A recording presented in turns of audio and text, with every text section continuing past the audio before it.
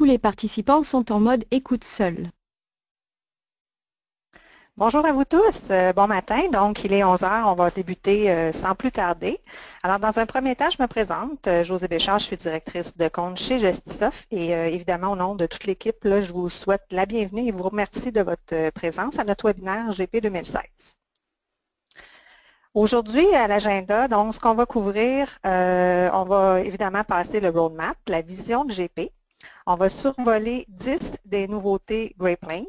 Puis par la suite, on va présenter les trucs et astuces intéressants qui souvent sont inconnus en fait là, par les utilisateurs et on va terminer sur le volet de migration de la plateforme. Donc, pour faciliter la présentation ce matin, ce qu'on a fait, c'est qu'on a mis tous les participants en mode sourdine.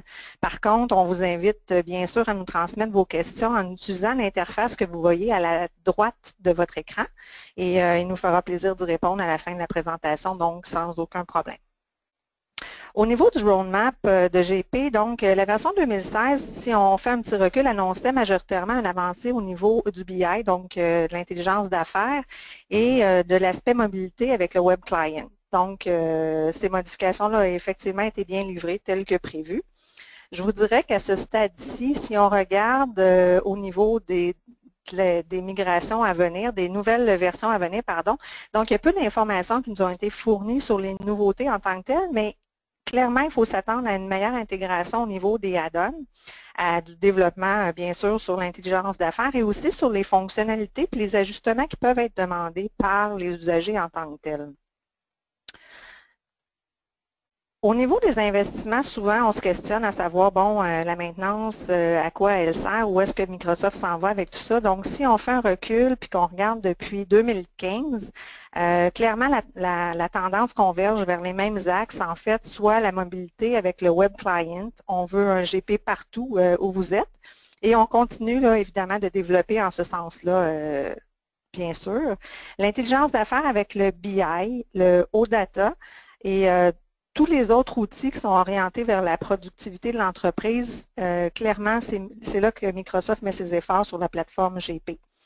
Ce qui est tenu aussi en compte, c'est l'expérience des utilisateurs, là, donc les recommandations, les suggestions qui sont faites de leur part et ce qui a été investi, justement, on le voit au niveau de la navigation qui est rendue plus optimale au niveau de la plateforme et l'optimisation des écrans en tant que tel.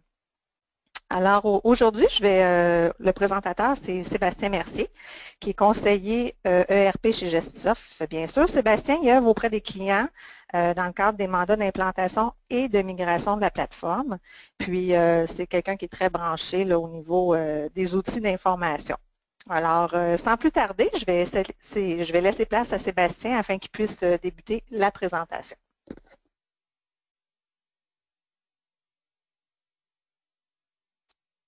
Alors, bonjour à tous. Merci encore une fois d'être parmi nous pour ce merveilleux webinaire. Donc, on va passer aux 10 plus grandes nouveautés qui ont été apportées dans la nouvelle version GP 2016 R2. Cette portion-là sera couverte sous forme de texte et je vous explique en grosso modo qu'est-ce qui s'y retrouve et qu'est-ce qu'elles font. Suite à ça, on va passer à des exemples directement dans GP. On va mettre les mains à la pâte. Donc, une des nouveautés, on parle d'afficher les détails des lignes dans une transaction aux grandes lignes. Grosso modo, ce que ça veut dire, c'est que de façon automatique, lorsqu'on va lorsqu'on va ouvrir la page d'entrée au grand livre où on va aller visionner les transactions qui ont été faites dans l'historique, et on va avoir tout de suite les détails qui vont s'afficher. Donc, on n'aura plus de manipulation à faire dans le système pour y accéder. La visibilité du nom de l'utilisateur qui travaille dans une batch. Qui n'a jamais expérimenté ce petit irritant-là en ouvrant une batch, en travaillant dans celle-ci et en essayant et en recevant un message disant que quelqu'un y travaille et qu'elle ne peut pas être éditée? Probablement tout le monde. Donc maintenant, dans la nouveauté, à place de seulement avoir le message comme quoi que la batch elle est éditée par un utilisateur, nous aurons le nom de l'utilisateur. Donc, il sera beaucoup plus facile pour vous et beaucoup plus simple pour vous de savoir qui y travaille et de coordonner vos activités. Annuler un ordre d'achat s'il est lié à une réquisition. Toute entreprise qui expérimentait le processus de réquisition achat a sûrement remarqué qu'il était assez laborieux de modifier un ordre d'achat qui était lié à une réquisition. Maintenant, grande nouveauté, on peut éditer cet ordre d'achat-là directement dans le Purchase Order Entry, donc dans la fenêtre de saisie de l'ordre d'achat.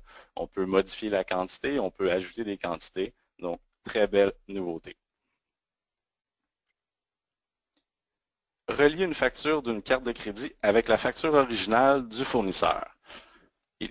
Probablement, vous l'avez expérimenté aussi, lorsque vous faites un paiement par carte de crédit, nous pouvons avoir, anciennement, il était très difficile de lier ce paiement-là avec le détail, avec la facture du fournisseur. Maintenant, lorsque vous faites une transaction par carte de crédit pour payer celui-ci, à ce moment-là, dans la description de la transaction, vous verrez le montant, etc. Le détail de la transaction de la carte de crédit, il sera ajouté de façon automatique.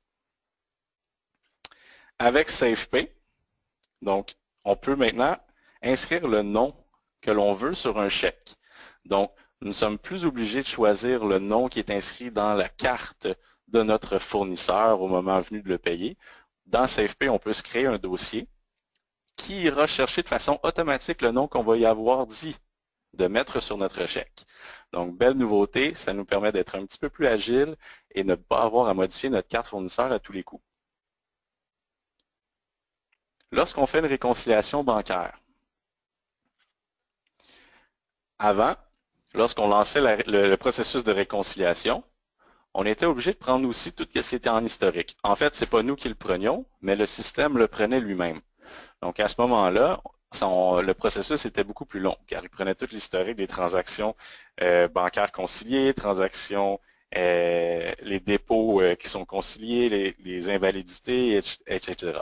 Maintenant, on peut les mettre via une nouvelle fenêtre dans une table historique et du coup, mettre, en fait, augmenter le processus, augmenter la performance de notre processus de conciliation bancaire. 7e point. Oui, beaucoup diront, mais pourquoi c'était pas comme ça avant? Maintenant, GP, en fait, Microsoft ont apporté l'amélioration sur les transactions historiques. Dans les versions que vous avez probablement actuellement, si vous allez voir une transaction historique et vous allez voir le pourcentage de taxes, il va toujours afficher le pourcentage de taxes qui est actuellement programmé dans votre système. Avec la version 2016 R2, maintenant, il va toujours prendre, pour une transaction historique, vous allez pouvoir consulter le pourcentage qui a été mis au moment de la transaction. Belle innovation, et il était temps qu'elle arrive. La possibilité d'augmenter la sécurité de vos smart lists favorites. Pour ceux qui utilisent les smart lists et qui les mettent en favorites, peuvent les partager avec leurs collègues, au travers de l'entreprise, pour une certaine classe d'utilisateurs, etc. Avant, on pouvait modifier cette smart list qui a été mise en favorite-là sans vraiment demander l'autorisation au propriétaire. Maintenant, dans les paramètres, donc si vous attitrez une personne, à créer des smart lists favorites et de les partager au travers de votre entreprise, on peut y mettre un mot de passe. Donc, seule la personne ayant le mot de passe peut la modifier. Ça vous permet un meilleur contrôle au niveau des données et ça vous permet aussi un meilleur suivi au niveau de vos smart lists. Point numéro 9. Construire une smart list et la mettre dans une recherche avancée. Ce que ça veut dire, grosso modo, c'est qu'on peut construire une smart list, en français explorateur, depuis tantôt j'utilise smart list, je m'en excuse, et par la suite, l'intégrer dans une fenêtre de recherche. Comme par exemple, nous allons voir tantôt dans un exemple plus pratique, on peut attitrer les clients de Paul. Donc Paul, notre vendeur, lui, il a ses clients attitrés personnellement, mais lorsqu'il fait une recherche au niveau des clients, il va voir les clients au complet de la base de données. Donc, ça y prend un certain temps à rechercher, etc. J'imagine que vous avez développé certains outils ou certaines façons de faire pour réduire vos temps de recherche. Mais maintenant, on peut créer une smart list avec uniquement les clients de Paul et l'attitrer au champ client. Et les indicateurs Power BI maintenant.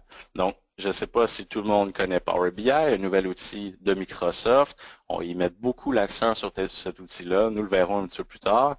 On peut les afficher soit sur votre GP, donc le GP qui est installé sur votre bureau, ou on peut maintenant aussi mettre les indicateurs, donc dashboard, sur la fenêtre de GP version web. Grande amélioration, surtout au niveau de la mobilité. Donc vous verrez qu'un client qui utilise son GP sur son téléphone via la version web pourra avoir ses indicateurs de performance.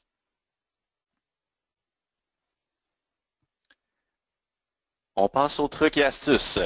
Donc, on vous a préparé 16 trucs et astuces. Vous verrez, ça part de la base et on va tranquillement, pas vite, aller de plus en plus vers la manipulation des données. Donc, on suit vraiment l'investissement de Microsoft. Donc, on va vous montrer certains trucs de base, comme par exemple, modifier votre interface, partager des trucs, faire des smart lists, pour de plus en plus aller explorer les données de vos entreprises. Commençons sans plus tarder. Comment gérer les préférences utilisateurs? Dans GP, lorsque vous allez dans Microsoft Dynamics GP en haut ici, ensuite vous allez dans Préférences utilisateurs, il est possible de sélectionner une multitude de personnalisations pour un utilisateur. Comme par exemple, Paul veut personnaliser son affichage. Il veut savoir dans un document quels sont les champs obligatoires et requis. Il peut tout simplement aller dans Afficher, changer la couleur du noir au rouge et mettre le style de police gras italique. En faisant imputer, on voit automatiquement que les caractères ont changé. Donc la police a changé du rouge gras italique. En cliquant sur OK maintenant, il va toujours avoir cet affichage-là à son écran. La personnalisation de la barre d'outils. Cette option-là est très intéressante parce que souvent, on fait les mêmes transactions dans GP. Donc, à la place de passer par les onglets standards, aller chercher notre transaction, etc., on peut se créer des raccourcis directement dans la barre du haut. Donc, si on donne par exemple, on va la personnaliser. Donc, on appuie sur Personnaliser. Et ici, on va ajouter une transaction. Donc, dans les ventes, on va ajouter l'entrée des transactions de vente. Voilà. Donc, je l'ai positionné dans ma personnalisation et maintenant, je vais dire qu'est-ce que je veux qu'il soit affiché dans ma barre. Donc, mettre la sélection. Et ensuite, on va dire qu'on veut avoir, nous, l'image et le texte. Donc, en appuyant sur OK, vous voyez ici, nous avons l'entrée des transactions de vente qui s'est positionnée en raccourci. Rien de majeur, mais ça peut nous sauver du temps. Encore la création des raccourcis utilisateurs. Mais là, ce qu'on va faire, on va se créer un raccourci au niveau d'un site web. Donc, on ajoute une page web. À l'occurrence, ici, sera Gestisoft. Donc, on ajoute un nom, on ajoute notre adresse courriel. Ensuite, ajouter. Terminer. Et vous retrouvez votre raccourci juste ici à la gauche dans la bande. En cliquant dessus, ça vous amène directement à votre site web. Parlons sécurité maintenant. Certaines entreprises veulent vraiment sécuriser l'accès aux données aux utilisateurs. Comme par exemple ici, on va travailler au niveau du prix d'un article qui est saisi dans GP. On ne veut pas que tout le monde ait accès au prix payé ou au prix coûtant, au prix vendant, peu importe. Donc, lorsqu'on va dans Outils, par la suite, les paramètres, Système, la sécurité au niveau des champs, on peut gérer, si vous remarquez, par code d'utilisateur et par nom d'entreprise. Donc, ce que ça veut dire, c'est que pour l'utilisateur Gestisoft dans la compagnie test Fabricam, on va ajouter une sécurité au niveau des champs.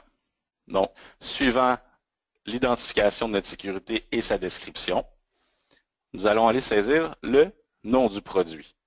Donc, laissez-moi aller chercher GP ici, parfait. Nous, on va le faire pour les stocks. Je vais aller chercher. Voilà, la gestion des articles.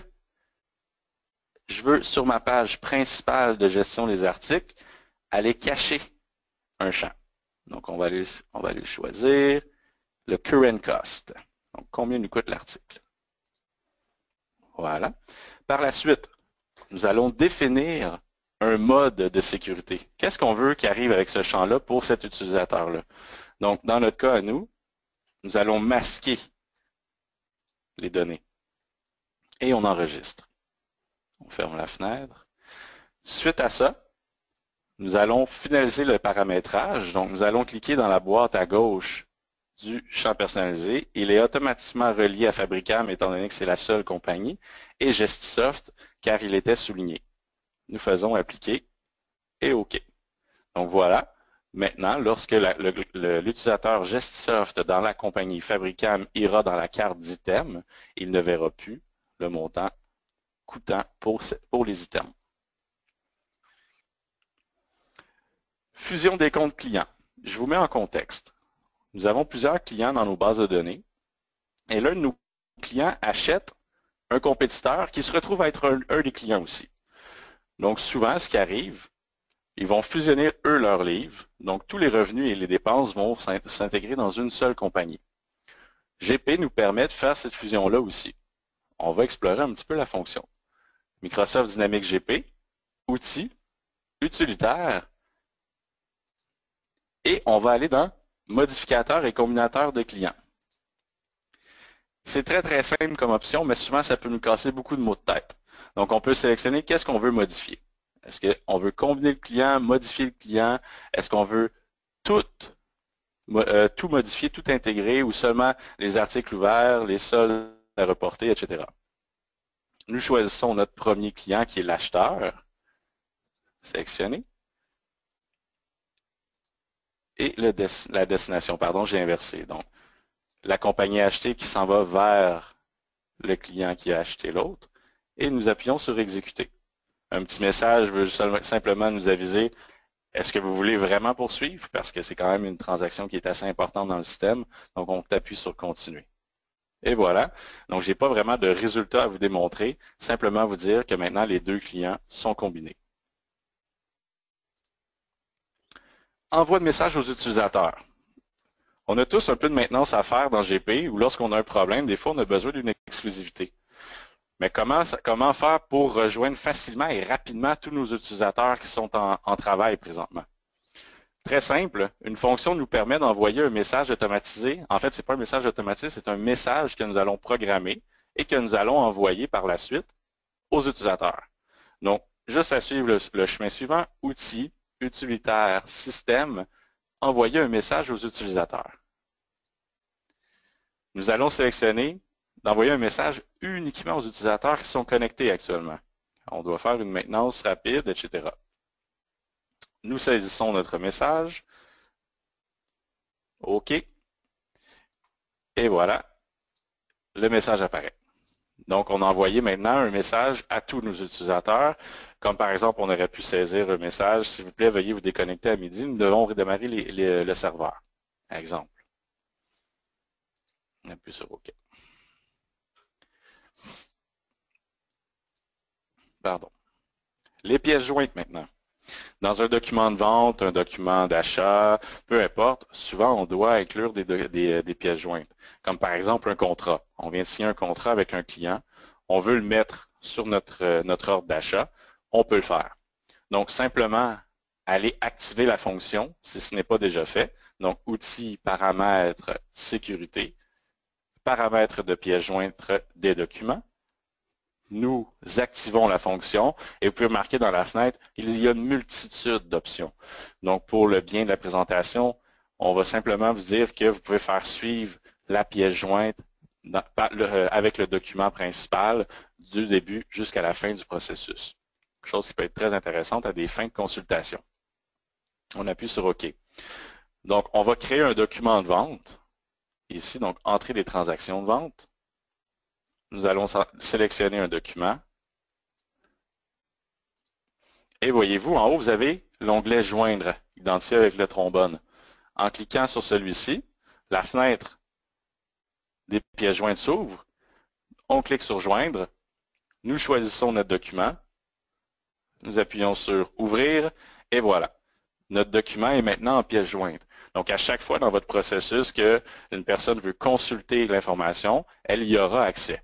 Naturellement, il y a des options de donner l'autorisation, de supprimer ou pas, ou de modifier ou d'uploader, télécharger ce document-là. En appuyant sur OK, vous remarquerez ici que notre onglet a changé. Donc, on est devenu avec une page blanche et un trombone. Ça indique qu'il y a une pièce jointe qui a été mise sur ce document-là. Les rapports Excel. Donc, on commence à rentrer de plus en plus dans l'exploration des données de votre entreprise. Je ne sais pas si vous le savez, mais lorsque nous installons GP, des rapports Excel sont déjà déployés. Ou s'ils ne sont pas très compliqué à les déployer, et les données sont extrêmement pertinentes. Comme par exemple, pour avoir un dashboard des ventes. Donc, ce dashboard de vente-là, a été créé directement par Microsoft. Donc, ça serait vos données qui y apparaîtraient.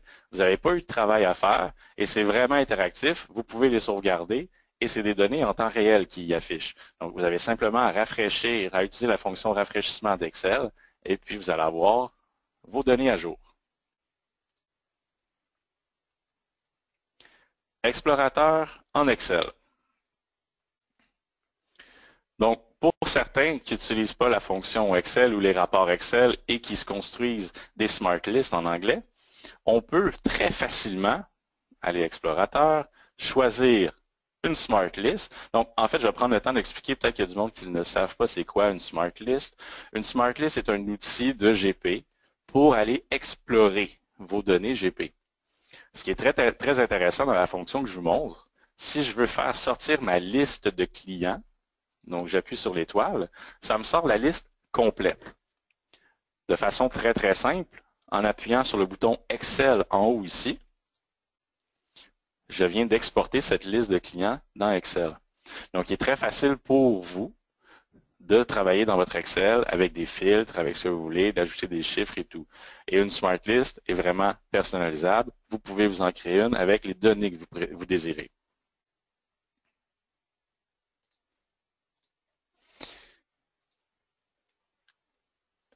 Certains d'entre vous utiliseront peut-être déjà la fonction des rappels et des tâches qui sont basées sur une Smart List.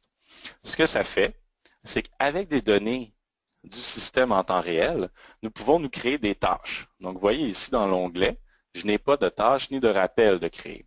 C'est ce qu'on va faire ensemble. Microsoft Dynamics GP, Explorateur encore une fois. Et là, ce qu'on va faire, on va aller voir, en fait, on va se créer une liste. On ne la créera pas, elle est déjà faite. Nous allons aller voir la liste des clients qui sont en retard sur leur paiement. Ça peut être parfois très utile de le savoir. Donc, nous allons dans Clients et nous allons sélectionner les Past Due Customers. Donc, vous voyez ici, dans notre exemple, nous en avons 2. Suite à ça, nous allons positionner cette Smart List-là en favori. Nous l'avons nommée, etc. et nous l'avons attribuée au système. Nous l'ajoutons et nous ajoutons un signet et un rappel. Donc, ce que ça va faire, ça va nous le mettre sur notre écran d'accueil. Bien normalement, on ne veut pas avoir des données qui sont égales à 0. Nous, on veut avoir ce rappel-là uniquement lorsqu'on a un client et plus qui est en défaut de paiement. Donc, ça ici, et n'est pas égal à 0. On appuie sur OK. On ferme maintenant notre Smart List. On rafraîchit notre page d'accueil et vous voyez, on a nos Past Due Customers qui sont apparus. Donc ici, on en a 2, le système avertit. On clique dessus et voilà, très facilement, on peut savoir nos clients qui sont en défaut de paiement. Encore une fois, les Smart List Explorateurs. Tantôt, je vous parlais de Paul qui recherchait souvent ses clients. Donc, ça lui prenait du temps, il naviguait, il passait beaucoup de temps à rechercher ses clients lorsqu'il était temps de faire une vente. Ce qu'on a fait, on a créé une Smart List pour Paul. Donc, dans l'explorateur toujours, on va au niveau des ventes. Et là, on a fait une Smart List qui se nomme Client de Paul. Donc, vous voyez ici, les données sont uniquement les clients de Paul. Donc, dans la carte client, le salesman, donc la personne, le vendeur attitré à ce client-là, est notre fameux ami Paul. On positionne encore une fois cet onglet-là, cette Smart List-là en favori. Nous lui donnons un nom. Donc, dans le cas ici, client de Paul. ou CP plutôt. Nous allons l'affecter au client, ensuite l'ajouter avec un signet. On ferme cette fenêtre-là.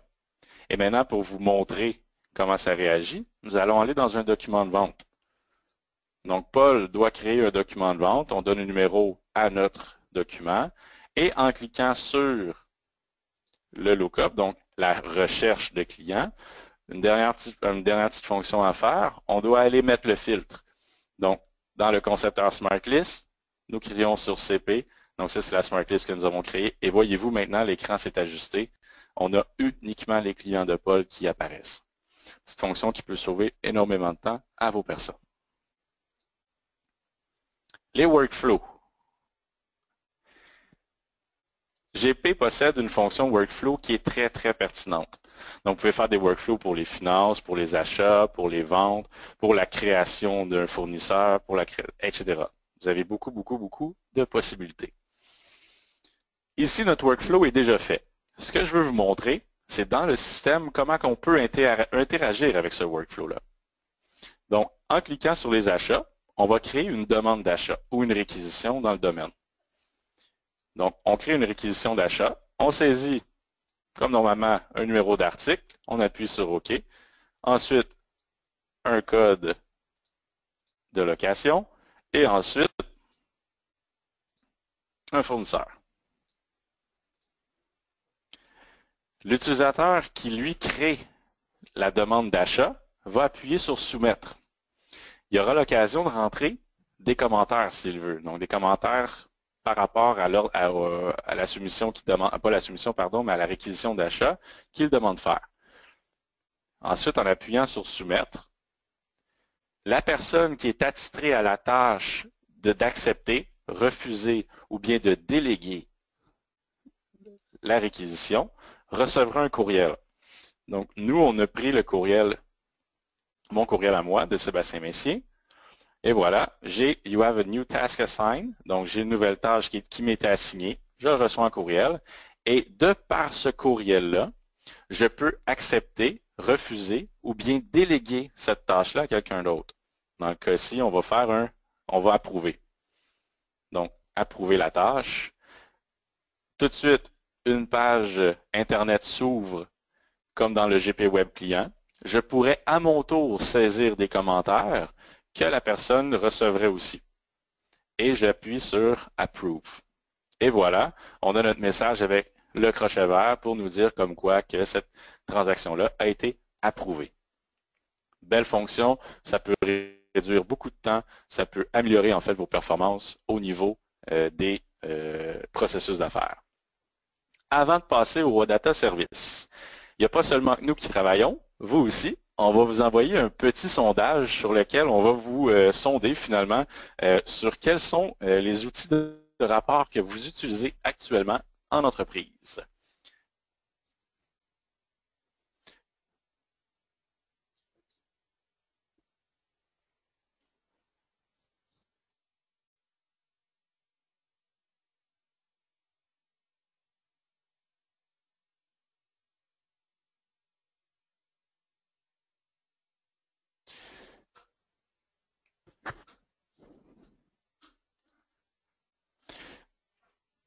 Donc, on va attendre un petit peu encore que tout le monde ait répondu. Donc, parfait. Nous allons vous partager les résultats.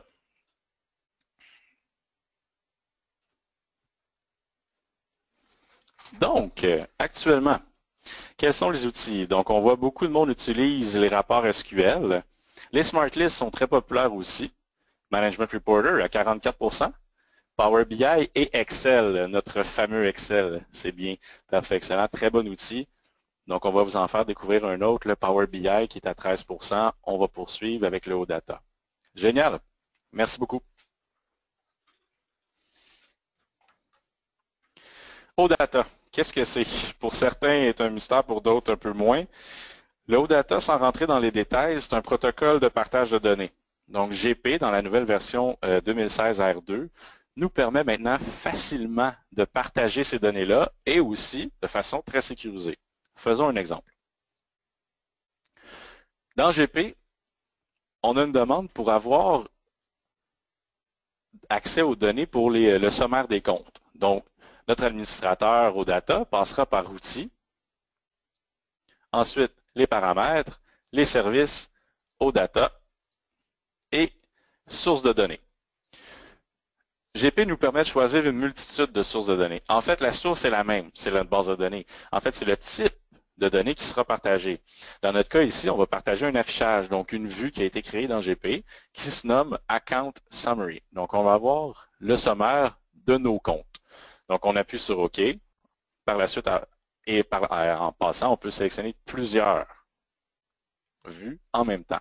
Donc, on appuie sur OK. Ensuite, Dynamique GP, Outils, Paramètres, Système, OData. Bon, là, oui, on fait 2 fois le même chemin pour obtenir le même résultat. La raison que Microsoft mentionne, c'est que s'il avait dû créer une seule fenêtre, elle aurait été grosse et non attrayante pour l'utilisateur. Donc, ils l'ont mis sur 2 fenêtres. Donc, on voit ici qu'on est prêt à publier notre partage de données. Donc, on appuie sur « Publier ». Bien important de sélectionner le URL, donc le lien pour ces données-là, de le copier, de le coller, et on appuie sur « OK ». Pour l'exemple, on va aller directement dans Excel. Donc, en allant dans Excel ici, on va chercher les données, la source de données. Donc, nous, notre source de données, c'est du OData. Donc, on clique dessus. Nous venons coller le lien qu'on a copié tantôt. Et pour nous, dans notre cas, il faut retirer la portion jusqu'à toute notre compagnie. Nous faisons Next. Nous sélectionnons le feed, donc les données, en fait, la vue qu'on veut peupler dans notre Excel. Next ensuite et Finish. On peut le mettre en table pivot, on peut le mettre en table simplement, à vous de choisir. En appuyant sur OK, vous voyez, nous avons rapidement le sommaire de nos comptes dans Excel et une fois que la connexion est faite, on sauvegarde notre fichier. Nous avons des données en temps réel. Belle innovation de la part de Microsoft à ce niveau-là. Management Reporter avec le HTTPS. Beaucoup de monde, en fait, beaucoup de clients Microsoft au travers le monde faisaient la demande d'avoir une configuration rapide de Management Reporter quand on publie nos rapports financiers avec du HTTPS, donc avec un protocole de sécurité supplémentaire, un certificat SSL, quoi. Donc, à ce moment-ci, malheureusement, on ne peut pas vous le présenter. Cependant, Microsoft nous a envoyé un petit screenshot de eux, ce qu'ils ont fait. Donc, ce qu'on peut voir ici est un try balance bien standard, bien de base. Et si vous regardez dans le URL plus haut ici, nous avons le HTTPS. Donc, ce que ça permet, c'est que vos données financières sont beaucoup plus sécurisées qu'au passé avec vos rapports financiers. Ne pas oublier, on me fait signe de mentionner, et puis c'est vrai, Management Reporter va continuer à être supporté par Microsoft encore pour plusieurs années. Il ne faut pas oublier, si on l'a vu dans votre sondage, on n'est pas beaucoup, mais ça le représente quand même. C'est un outil qui est extrêmement utilisé pour tout ce qui est rapport financier. De plus, on voit qu'avec la version 2016 R2, ils ont déjà apporté une amélioration. Donc, comment dire, donc, il ne faut pas s'en faire, ça va continuer encore beaucoup. Et pour avoir la fonction HTTPS et Management Reporter, ça prend la version CU16. Lorsqu'elle sortira avec la date, soyez sans crainte, on va vous avertir, on va vous envoyer un courriel. Power BI maintenant. Donc, on a vu dans le sondage, certains de nos clients l'utilisent déjà, Power BI. C'est très bien, c'est un outil qui est extrêmement simple et très puissant. Il permet de créer plusieurs connexions, comme par exemple, je fais une parenthèse sur mon histoire de vie personnelle. Power BI, au moment où j'explorais les données, j'ai vu qu'une connexion existait pour Facebook. Donc, curieux comme je suis, je crée une connexion sur mon Facebook personnel. Imaginez-vous, j'étais capable d'aller chercher toutes mes données de mon Facebook, les pages que j'ai aimées, de quel type de page j'ai aimé, le nombre de likes que j'ai eu sur un post, etc. Donc vraiment, au niveau marketing, on peut aller chercher des données qui sont extrêmement intéressantes. Dans le cas ici, on présente un dashboard un peu plus classique. On a fait un dashboard qui est monté au niveau pour les ventes. Donc, le top 5 des items vendus, année à date, les ventes par classe d'items, les ventes par quart, et notre filtre, dans ce cas-ci, sont les ventes par année à date. Donc, là, OK, on vous le montre, on va basculer sur un environnement live Power BI et on va vous faire une petite démonstration.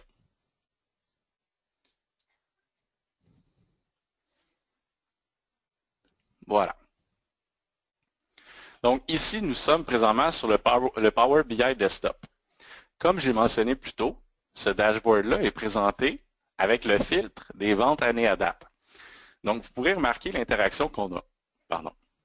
Si je clique sur une région, vous voyez les dashboards tout de suite, ils viennent se mettre à jour. Donc, on peut savoir immédiatement que l'Alberta, BC et Terre-Neuve ont fait 135 000 $ de ventes à date. Nous avons nos ventes par quart, ventes par classe et nos top 5 items de vente. Un autre exemple, prenons l'Indiana. Indiana, encore une fois, nous avons l'interaction qui se fait. Donc, très simple, dashboard qui parle et qui est vraiment pas long à monter. Très bel outil. On va pousser l'exemple un petit peu plus loin. Vous vous souvenez tantôt, le OData que nous avons créé, eh bien, nous allons aller chercher nos sommaires de compte via Power BI et créer un petit rapport. Vous allez voir, c'est très simple. Get Data, OData Feed. Je vais aller sélectionner mon URL. Je le saisis ici. J'appuie ensuite sur OK. Tout de suite, il me donne l'option d'aller chercher mon Account Summary et je dis « Charge-le dans Power BI ». Donc, il évalue les données, il évalue la table, il crée la connexion, il les importe. Et puis par la suite, Power BI, vraiment très intéressant, il va rechercher les relations automatiquement entre les tables. Donc, on n'a même pas besoin de créer nos relations. Oui, on peut en créer des supplémentaires si on veut pour créer des dashboards un petit peu plus poussés. Mais de façon automatique, il va aller les chercher. On va patienter un petit peu pendant qu'il finalise sa recherche. Et voilà. Donc là, vous allez me dire, il n'y a rien qui apparaît. Le changement c'est fait dans la colonne de droite ici. Account Summary vient d'apparaître. Ce qu'on va faire, on va aller chercher la somme des crédits et des débits par alias de compte. Je vais le grossir ici pour vous. Vous voyez, j'ai simplement sélectionné et il a tout positionné pour nous. Et ensuite, on va aller chercher la période aussi. Donc, la période, vous allez remarquer, je vais faire une petite manipulation différente. Je ne ferai pas seulement le sélectionner, mais plutôt l'envoyer dans mon rapport, à côté de l'autre, de notre dashboard. Et je vais aller ensuite sélectionner la visualisation qu'on veut y mettre. Donc, ça va devenir notre filtre. Donc, je vais sélectionner ici le slicer. Et nous allons voir nos 12 périodes qui apparaissent. Pour les biens de la présentation, je vais fermer les autres champs. Donc, ça va grossir notre feuille. Et je peux, de façon très simple, sélectionner les périodes que je veux voir. Et ça nous donne les débits, la somme des débits et des crédits de nos comptes. Donc, vous voyez, c'est extrêmement simple à utiliser. Et il ne faut surtout pas oublier que tout ça ici est aussi disponible en version mobile. Donc, ce que je veux dire par version mobile, c'est qu'on ne monte pas un dashboard ni des rapports sur le mobile. Mais on va aller consulter nos rapports en temps réel sur le mobile. Et la grande nouveauté de GP cette année, c'est que ces rapports-là sont aussi disponibles sur le web client GP. Donc, une personne qui utilise le web client GP, maintenant, peut avoir ses rapports personnalisés en les ayant sélectionnés sur Internet. Grande innovation. On voit vraiment que Microsoft, au niveau GP, pousse de plus en plus dans le data. J'espère qu'on a réussi à vous le démontrer. Avant de passer aux 6 bonnes raisons de migrer, encore une fois, un petit sondage. Donc, on vous envoie ça. On vous invite à y répondre.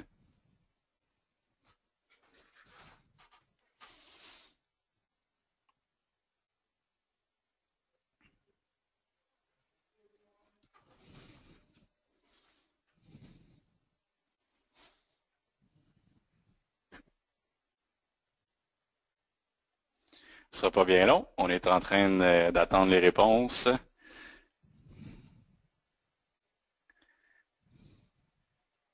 Et on va vous partager les résultats. Donc, les priorités 2017 pour nos clients présents. La mobilité, le BI et l'optimisation dynamique GP. Le cloud, effectivement, aussi est un bon point. Donc, on voit vraiment que l'optimisation dynamique GP, on peut se douter que vous voulez optimiser vos opérations dans ce logiciel-là. Donc, quoi de mieux avec 2016 R2 pour le faire? Donc, je vous remercie beaucoup de m'avoir écouté. J'espère que ça a été intéressant et j'espère vous revoir. On passe maintenant la parole à José Béchard pour la finalisation de la présentation.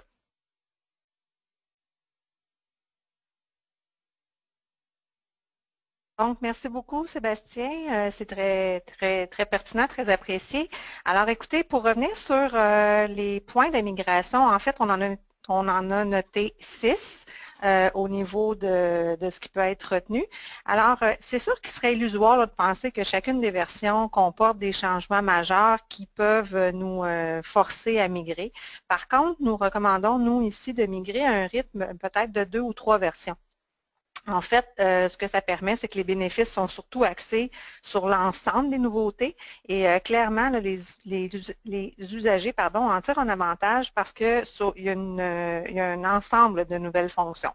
Donc, ce qu'il faut prendre aussi, par contre, en considération, c'est de revoir qu'est-ce que les utilisateurs font avec les nouveautés. Souvent, il y a une perte d'optimisation ou d'utilisation des fonctions qui sont là. Je pense que les trucs et astuces ont permis là, j'espère du moins qu'ils vous ont appris certaines choses qui vous étaient inconnues. C'est souvent ce qui arrive parce qu'on n'utilise pas nécessairement toutes les fonctions qui sont à notre portée. Ça, c'est bien certain. Aussi, évidemment, de migrer, il ne faut pas sous-estimer le fait que vous suivez l'avancée des technologies. Donc, que ce soit au niveau du SQL, du Office 360, que ce soit Power BI, clairement, la migration vous permet de vous adapter à ces technologies-là. Au niveau, si on fait un sommaire au niveau de l'aide-mémoire, ce qu'on peut en retirer, en fait, grosso modo de la présentation aujourd'hui, c'est qu'une maintenance, clairement, doit être favorisée au rythme d'environ 2 ans. Donc, on récupère un ensemble de nouvelles fonctions, on demeure technologiquement compatible avec les nouveautés du marché. Il y a les outils, évidemment, de l'intelligence d'affaires qui permettent de suivre de plus près les marges financières, donc surtout dans le marché actuel là, où les marges de manœuvre sont assez minces et le niveau de compétition est assez élevé. Et il faut également retenir là, le fait que de travailler avec des technologies qui sont à jour, c'est clair que ça favorise la productivité des utilisateurs. Alors, je ne sais pas au niveau des questions qui ont été soumises, je vais quand même poser la question à Sébastien.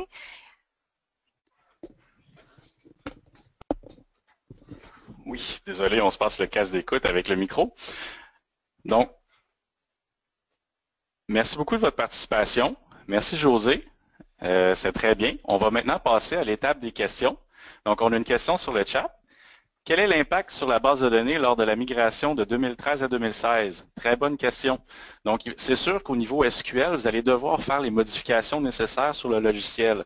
Donc, il va falloir faire une mise à jour au minimum sur la version 2014. En fait, on suggère d'aller à la version 2014. La raison, c'est que c'est l'une des plus récentes de Microsoft. Et du coup, vous n'aurez pas à faire le changement si vous décidez de migrer plus loin par la suite.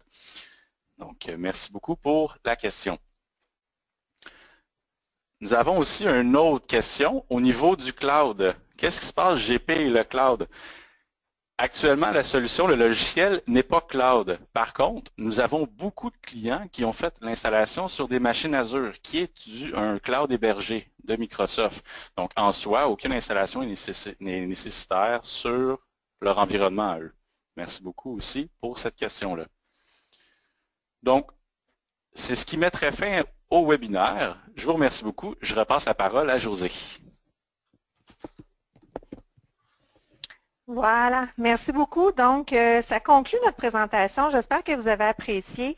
Évidemment, je vous invite à nous partager vos commentaires. Ça nous fait, on est toujours très réceptifs à recevoir ceux-ci. Et clairement, je vous invite à nous contacter si vous avez des questions, vous avez des points que vous voulez discuter avec nous. Et ça va être un plaisir de partager tout ça avec vous. Pour peut-être les besoins de la cause, sachez que la présentation va être envoyée aux participants. Il y a peut-être des petits trucs qui ont été partagés très rapidement au niveau de la part de Sébastien, donc ça va vous permettre d'y faire un certain retour. Alors, j'espère que vous avez apprécié et sur ce, je vous souhaite un excellent week-end, puis merci à tous de votre participation encore une fois. Au revoir.